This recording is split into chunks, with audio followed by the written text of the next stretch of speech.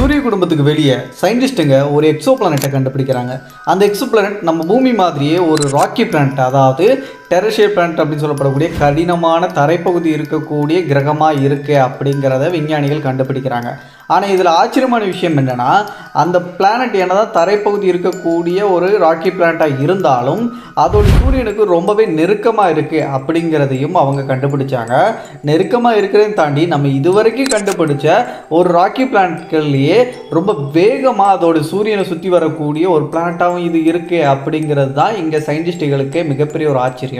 இப்படி விஞ்ஞானிகளே வாயை பழக்க வைக்கிற மாதிரி இருந்த அந்த பிளானட்டோடைய நேம் என்ன, அந்த பிளானட்டை பற்றின இன்னும் நிறைய விஷயங்களை தான் இந்த வீடியோவில் நம்ம தெரிஞ்சுக்க போகிறோம். வீடியோக்குள்ள போகிறதுக்கு முன்னாடி நம்ம சேகர் விஷன் சேனலுக்கு இதான் முதல் தடவை வந்துட்டீங்கன்னா ஜஸ்ட் சேனலை சப்ஸ்கிரைப் பண்ணி பெல் நோட்டிஃபிகேஷன் கரெக்டாக செட் பண்ணி வச்சுக்கோங்க. அப்போ தான் நான் டெய்லி போடக்கூடிய வீடியோஸ் எல்லாத்தையும் நீங்கள் மிஸ் பண்ணாமல் பார்க்க முடியும். வீடியோ பார்த்து முடிச்சதுக்கப்புறம் வீடியோக்கு ஒரு லைக் கொடுக்கவும் வந்துடாதீங்க. Welcome back another new video. நான் உங்கள் சேகர்.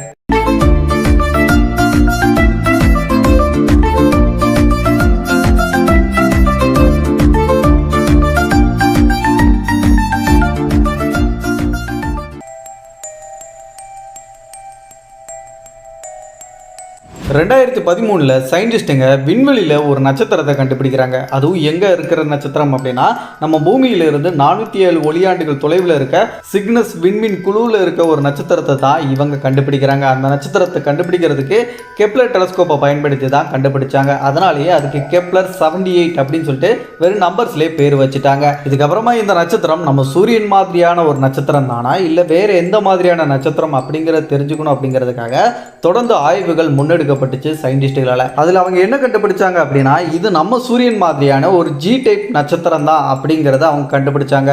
அது மட்டும் இல்லாமல் இந்த நட்சத்திரம் நம்ம சூரியனோட சைஸுக்கு ஆல்மோஸ்ட் ஈக்குவலாக இருக்கும் அப்படின்னு சொல்கிறாங்க. நம்பர்ஸில் சொல்லணும் அப்படின்னா, நம்ம சூரியனோட சைஸோட இந்த சூரியனை வந்து கம்பேர் பண்ண 74% இதோட சைஸ் சூரியனோட சைஸுக்கு ஈக்குவலாக இருக்கும். அண்ட் மாசுன்னு வரும்போது கூட நம்ம சூரியனோட மாசுக்கு 84% இதோடைய மாசு வந்து ஒத்து போகும்னு சொல்கிறாங்க.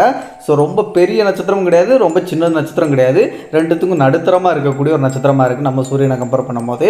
இதை தாண்டி இந்த நட்சத்திரம் பழமையான நட்சத்திரம் சொல்கிறாங்க. உங்களுக்கு புரிகிற மாதிரி சொல்லணும்னா, இப்போ நம்ம சூரியன் உருவாகி கிட்டத்தட்ட 460 கோடி வருஷங்கள் ஆகுது. அதுவே இந்த நட்சத்திரம் உருவாகி எத்தனை வருஷங்கள் ஆகுது அப்படின்னு சொல்கிறாங்கன்னா 750 கோடி வருஷங்கள் ஆகுதுன்னு சொல்கிறாங்க. அதாவது நம்ம சூரியன் உருவாகிறதுக்கு முன்னாடியே இந்த நட்சத்திரம் உருவாகிருச்சு. அதனால தான் இது பழமையான ஒரு நட்சத்திரம் அப்படின்னு சொல்கிறாங்க.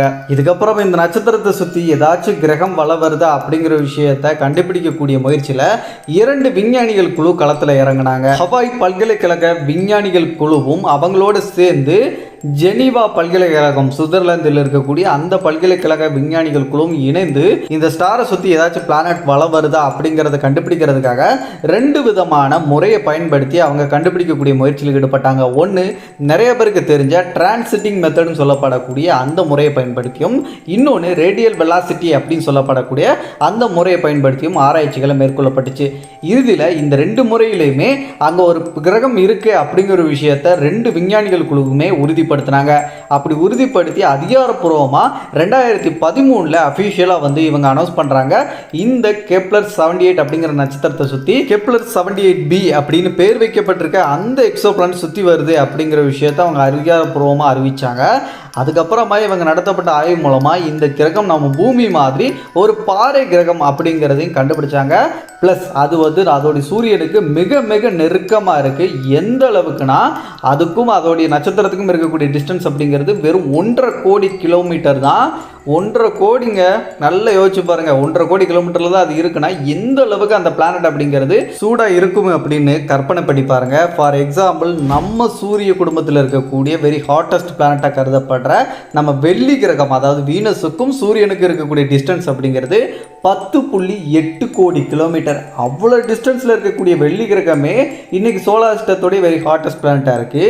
ஆனால் இந்த நட்சத்திரத்தை சுற்றி வரக்கூடிய அந்த எக்ஸோ பிளானட் அப்படிங்கிறது அதோடைய நட்சத்திரத்துலேருந்து வெறும் 1.5 கோடி கிலோமீட்டர் தான். அப்போ இங்கெல்லாம் பயங்கர ஹீட்டாக இருக்குல்ல. அப்போ அந்த ஹீட் அப்படிங்கிறது எந்த அளவுக்கு இருக்குன்னு இது வரைக்கும் ஜஸ்ட் கெஸ் ஆச்சு பண்ணியிருக்காங்களா சயின்டிஸ்ட்டுங்க அப்படிங்கிற ஒரு கேள்வி வந்திருக்கும்.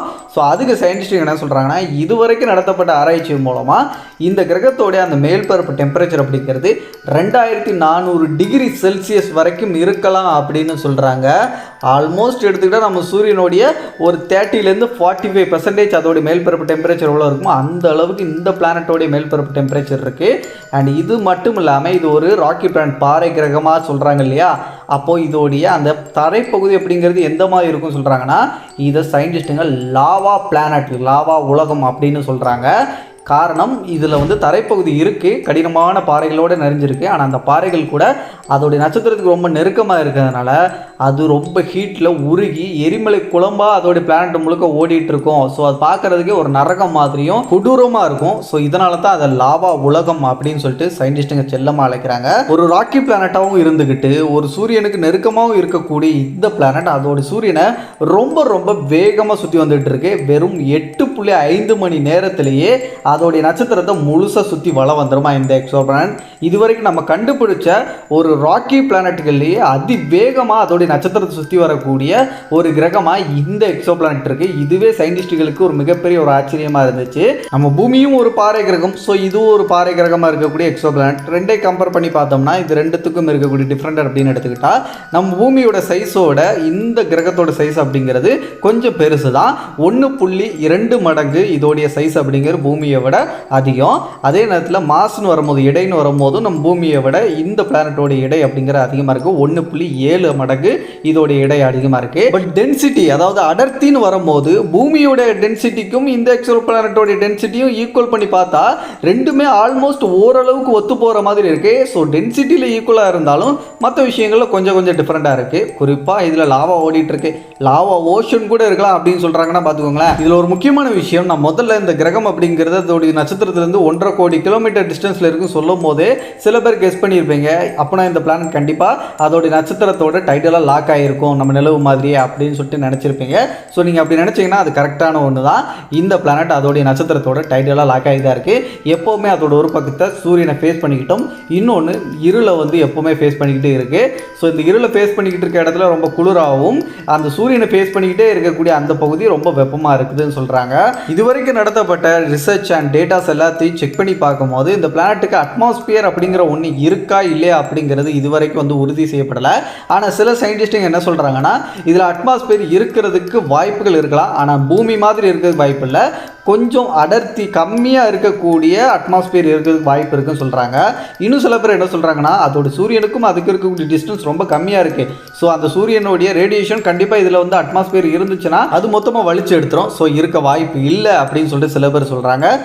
எதுவாக இருந்தாலும் எதிர்காலத்தில் இந்த எக்ஸோ பிளானட் சம்மந்தமாக நடத்தப்படுற ஆய்வு மூலமாக தான் நம்மளுக்கு நிறைய விஷயங்கள் தெரிய வரும். அது வரைக்கும் நம்ம கொஞ்சம் வெயிட் பண்ணி தான் ஆகணும். ஸோ ஓவராலாக இந்த வீடியோவில் பார்த்தா இந்த எக்ஸோ பிளானட்டை பற்றி நீங்கள் என்ன நினைக்கிறீங்க அப்படின்னு சொல்லிட்டு மறக்காம கமெண்ட்ல சொல்லுங்கள். விண்வெளி சார்ந்த அறிவியலாக இருக்கட்டும், நம்மளை சுற்றி நடக்கக்கூடிய ஆச்சரியமான மர்மமான விஷயங்களாக இருக்கட்டும், இது எல்லாத்தையும் தொடர்ந்து தமிழில் தெரிஞ்சுக்கணும்னு ஆசைப்பட்டீங்கன்னா நம்ம சேகர் விஷன் சேனலை இன்னும் கூட சப்ஸ்கிரைப் பண்ணால் ஜஸ்ட் சப்ஸ்கிரைப் பண்ணி பெல் நோட்டிஃபிகேஷன் கரெக்டாக செட் பண்ணி வச்சுக்கோங்க. ஒவ்வொரு வீடியோ பார்க்கும்போதும் வீடியோக்கு லைக் கொடுத்துருங்க. நீங்கள் கொடுக்க லைக் மூலமாக தான் எனக்கு அடுத்தடுத்த வீடியோஸ் போடுறதுக்கு மோட்டிவாக இருக்கும். மற்ற வீடியோஸை பார்க்கணும் மேலே ஐக்கான் லிங்க் கொடுத்துருக்கேன், செக் பண்ணிக்கோங்க. அடுத்த ஒரு நல்ல தகவலோட நான் உங்களை சந்திக்கும் வரை நான் உங்கள் சேகர். Bye bye.